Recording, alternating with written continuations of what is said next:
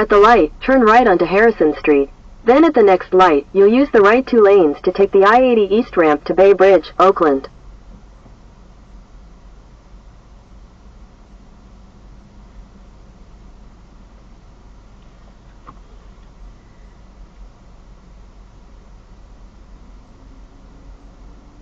And that allows those little layers to stay separated and flow around the wing in a nice orderly fashion.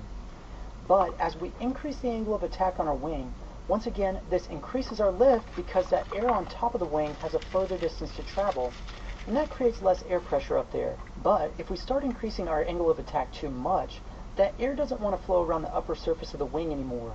It wants to flow straight back, and because of that, this air becomes separated from the upper surface of the wing.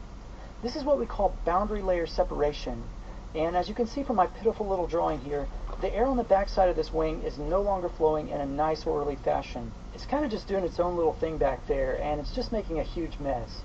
So these nice neat little layers are not nice and neat anymore, and that means we no longer have good laminar flow, and that's not neat at all.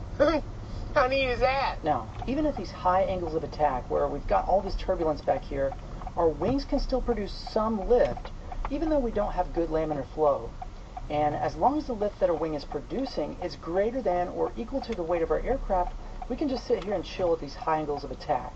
With that in mind, if we continue to increase the angle of attack on our wing, at some point the wing will no longer be able to support the weight of the aircraft. And when that happens, we'll get a rapid loss of lift. This rapid loss of lift is what we're calling a stall. Now, something super important for you to keep in mind is that every airplane has the specific angle of attack that it stalls at. With that in mind, altitude and the gross weight of your aircraft can have an effect on the airspeed that your airplane stalls at, but the angle of attack is always the same. At the light, use the right 2 lanes to take the I-80 East ramp. The line on the airfoil is at the greatest angle with the relative wind. If this angle increases at all beyond this point, the aircraft will stall. This maximum angle is what we call the critical angle of attack. And when you exceed the critical angle of attack on your airplane is when the airplane will stall every single time. If you don't remember anything else from today's lesson, this is the one thing you should remember. When you exceed your wing's critical angle of attack, the airplane will stall. Airspeed does not matter.